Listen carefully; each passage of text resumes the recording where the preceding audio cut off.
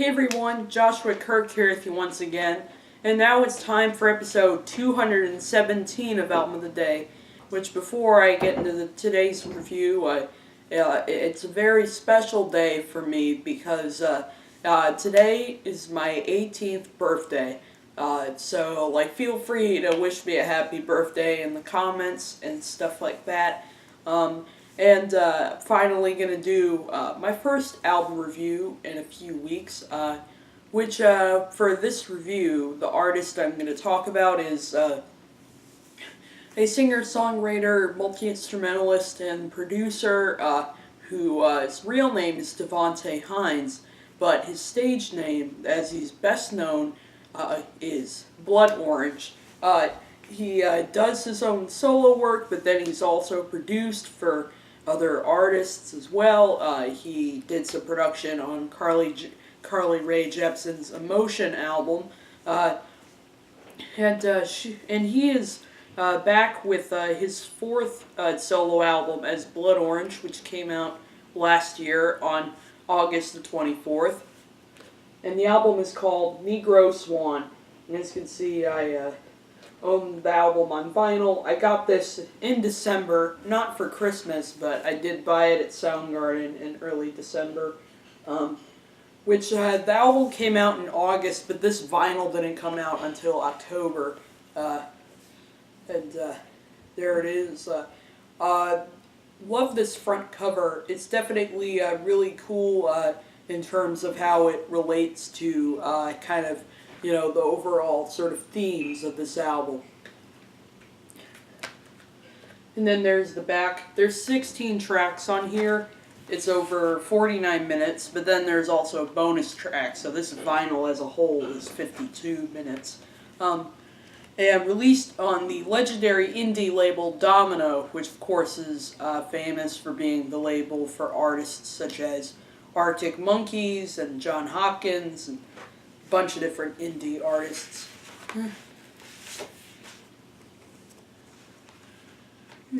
And here's a vinyl sleeve. These are the liner notes for the first vinyl. It's a double LP. Side A and side B.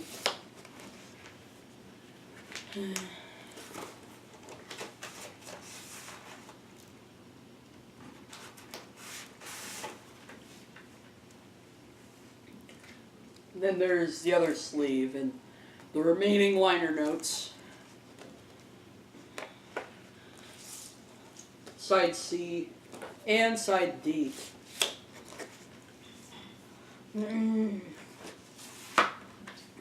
Yeah, and that's the vinyl packaging for Negro, Swan, the new album by Blood Orange. Now, this album is definitely one that I was pleasantly surprised how much I loved this album. Of course, this is following up his breakout album from 2016, Freetown Sound, which I liked the record. I thought it had some quality production and songwriting, but I didn't really love it as much as some of the critics did. It didn't really live up to the hype for me. I just thought the album was a bit inconsistent and felt a little bloated as well. But in the case of this new album, Negro Swan, while it's still a little bloated and fragmented, this time I feel there's a stronger sense of direction and purpose to this album. This feels like a more significant Blood Orange record.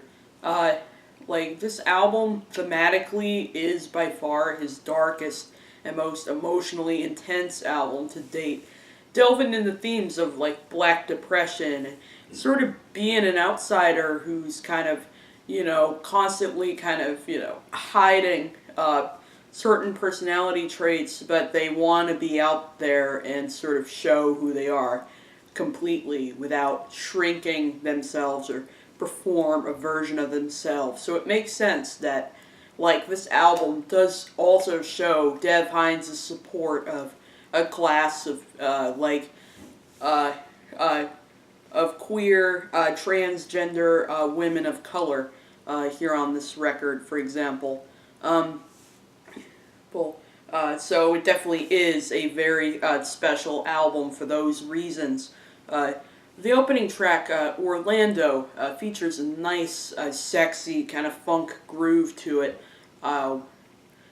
With the watery guitars and the nice, like, neatly timed drumming. And some very soulful vocals on here, too, from Dev Hynes. I like how this song is one example of how you can't really tell some of the lyrics that he's saying, but at the same time, you definitely can still sort of get the gist of what the song kind of deals with thematically.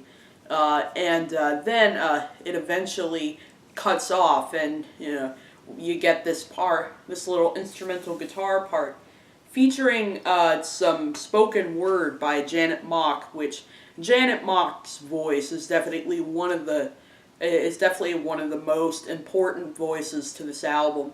She sort of talks about how an insult that we give a lot of people is that they're doing too much, but our internal resolution would be like to do too much.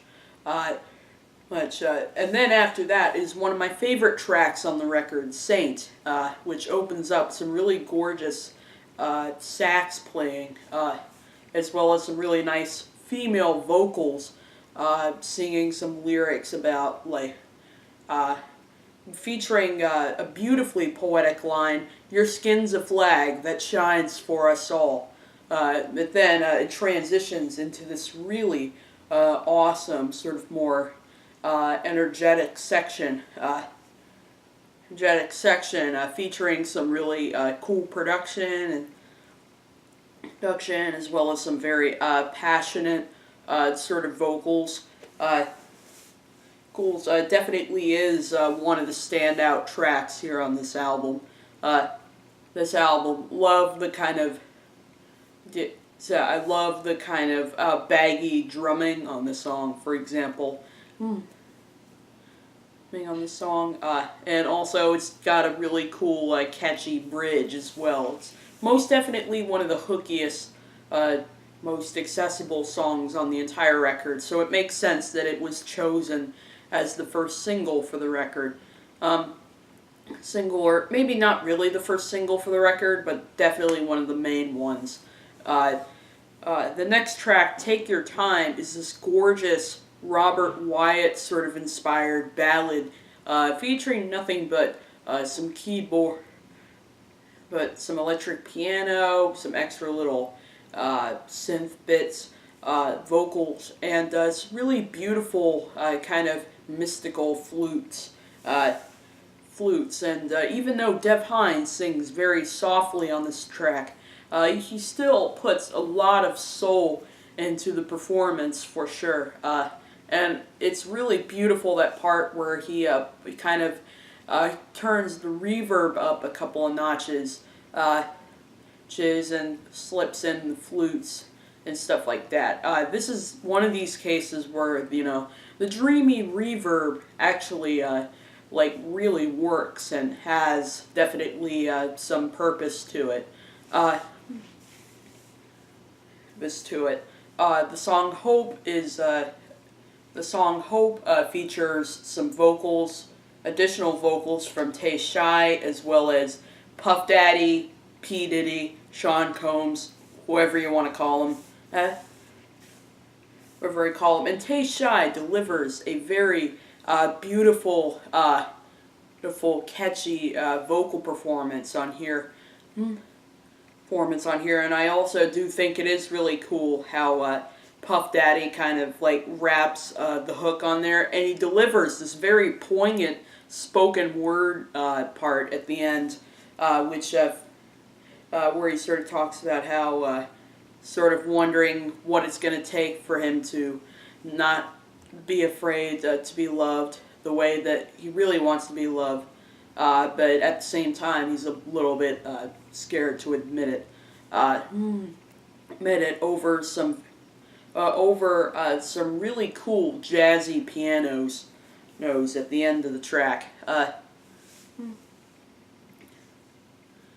the track.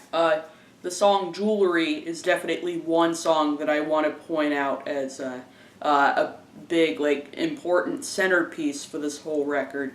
Whole record opens up with an awesome spoken word part from Janet Mock, where she sort of says her favorite images are the ones where a person is in a space where they're, like, not welcome, but yet they show all the way up, and sort of, saying, sometimes we think, that one person's doing the most and another one's doing way too much, but why would we want to do the least? Before we get a very beautiful lead vocal on here. And then the song turns into this kind of funkier sort of groove with Dev Hynes almost not really like singing, not really rapping, more kind of speaking his mind on what he's dealing with on here. And some of the other production elements on here are really cool. Love the way that the drums sound on here. Some very nice saxophone playing on there too. It's definitely a really nice sort of smooth groove that sort of pulls you in right away. Then all of a sudden the song cuts to a section that I think is comparable to Frank Ocean's Blonde a little bit, with its kind of lo-fi yet very polished recording quality, with the way the guitar sounds as well as its kind of odd kind of vocals, which really do also really add something really like beautiful to the song. Full to the song, and I think it could be Ian and Isiah kind of singing on that part. Then we have a little interlude on here, the song Family, another track that really showcases Janet Mock's spoken word really well, where she says what family means to her is community. It's the kind of thing where you don't have to shrink yourself or perform a version of yourself. You could just be there, and even if you don't have anything to say, that's still completely enough. Really haunting transition for the song Charcoal Baby. Charcoal Baby, which has some incredible kind of whizzing synths that rush in by the chorus, and the way that they're syncopating with the bass, the drums, and the guitar is killer. Killer. And it makes sense that the album does get its title from a lyric from the song, which is "No one wants to be the Negro Swan," because that pretty much sums up what this whole record deals with thematically, in the best of ways. And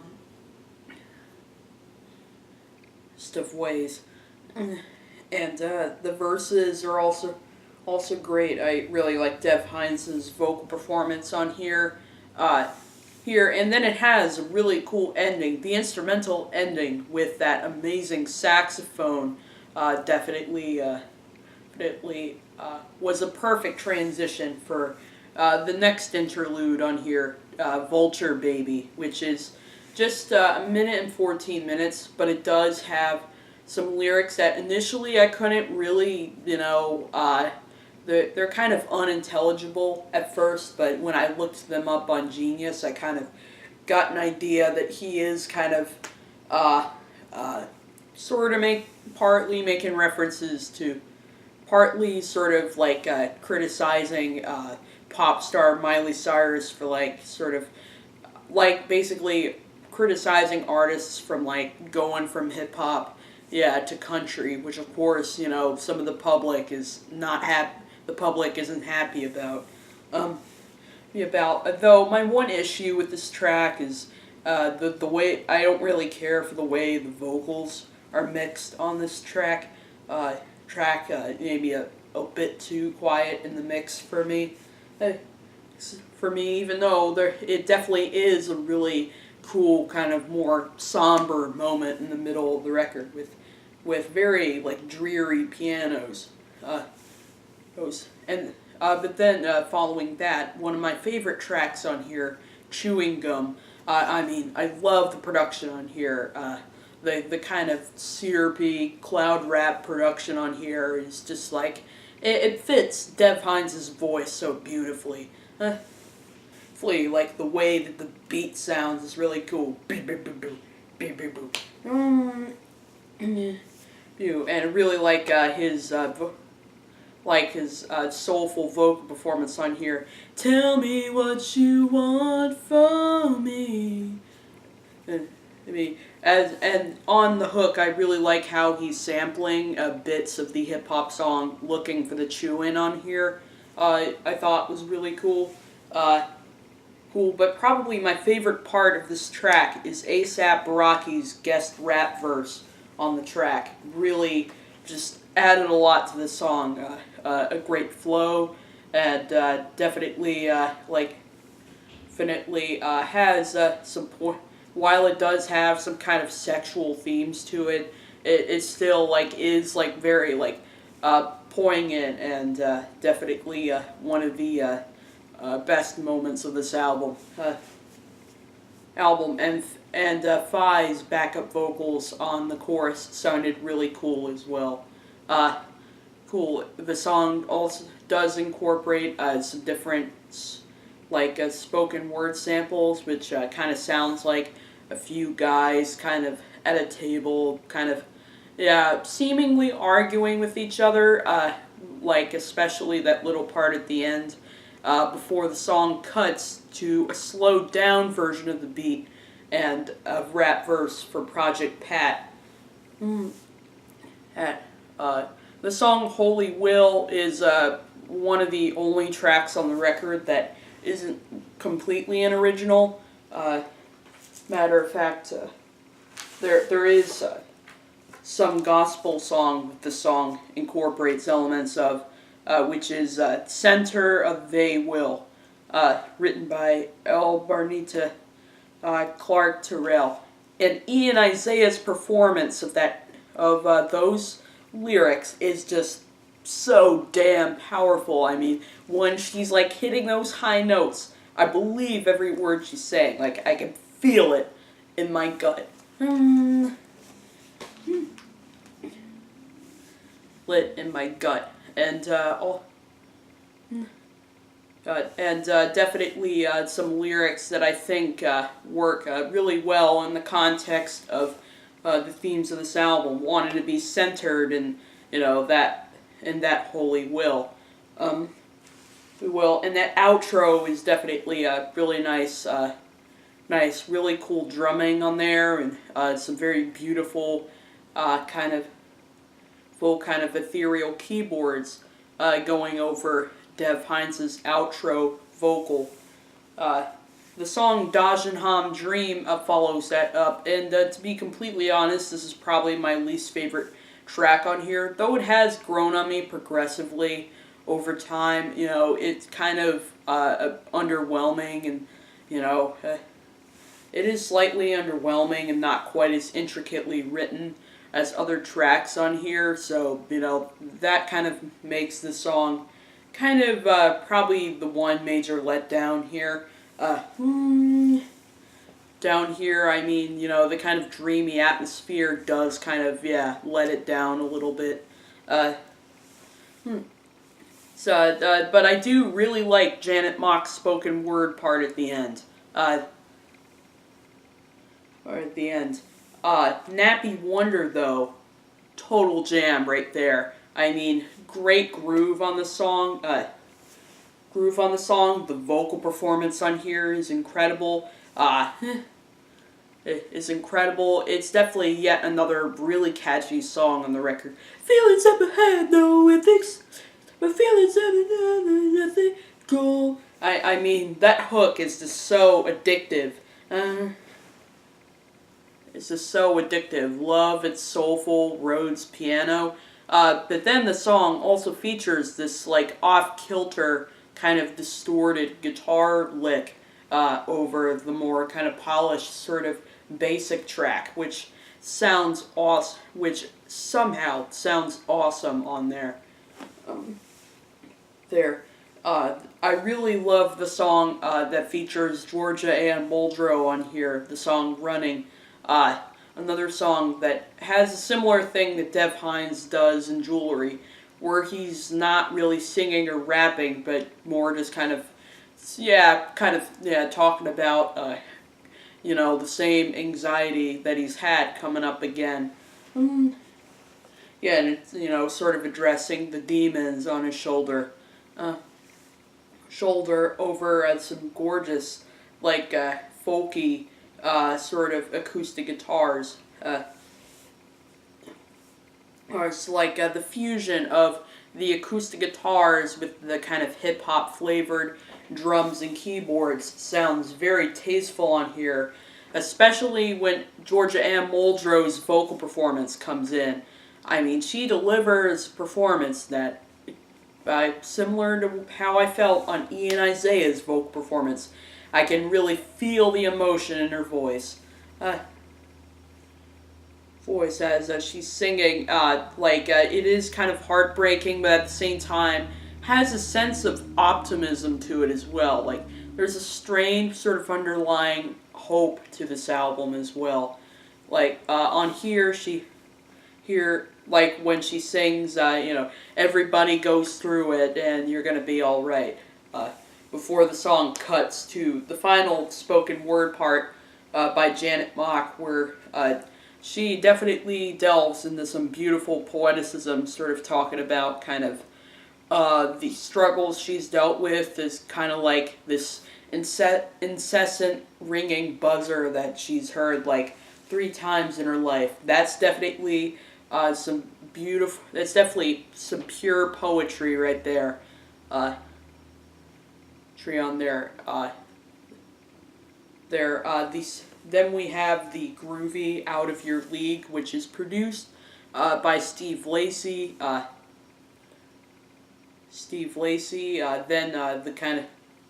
the very beautiful sort of full sort of R&B tinged interlude, Minetta Creek, and following those two is the really dreamy and very cool acoustic ballad, Smoke, which I really like how this song, it definitely is, it's kind of simple, but at the same time, strangely complex, especially in that part where all the background singers sort of create this gorgeous shimmering effect over the finger-picked acoustic guitar. And it does close out with a really like a soulful outro, which is definitely a really nice sort of conclusion for this album that Dev Hynes jumps into. The sun comes in, my heart fulfills within. Again, showing that there is some hope on this otherwise pretty kind of melancholy record. But I do also want to highlight the bonus track that came with this vinyl, God Bless, which I think, while Smoke really worked as an outro, I think once I discovered this song when I first listened to the vinyl, it actually makes this album feel that much more poignant and haunting, like with this track on here. Like, I think it definitely gave this album maybe a little more oomph than what I experienced when I first listened to this album on like Spotify and YouTube.